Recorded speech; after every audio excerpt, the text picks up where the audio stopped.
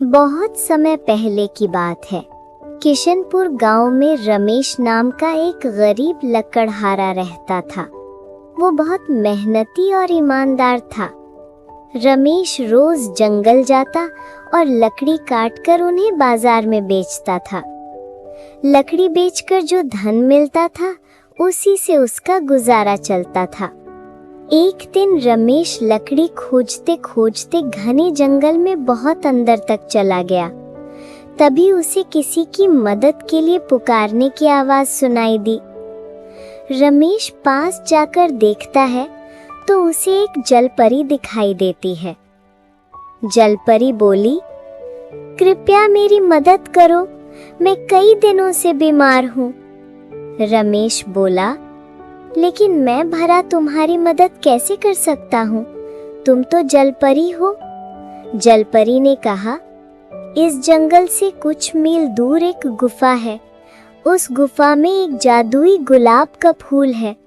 अगर तुम वो फूल मेरे लिए ले आओ तो मैं ठीक हो जाऊंगी। रमेश जलपरी की बात मानकर उस जादुई गुलाब की तलाश में निकल पड़ा।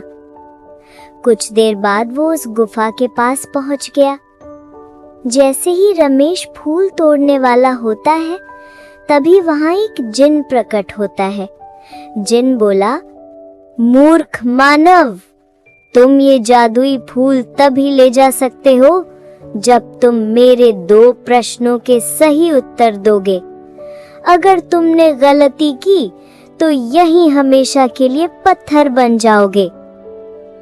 पहला प्रश्न, वो क्या चीज है जो कपड़े धोती है पर खुद कभी गंदी नहीं होती? रमेश कुछ देर सोच में पड़ जाता है और फिर कहता है, वॉशिंग मशीन। जिन मुस्कुराता है, सही जवाब।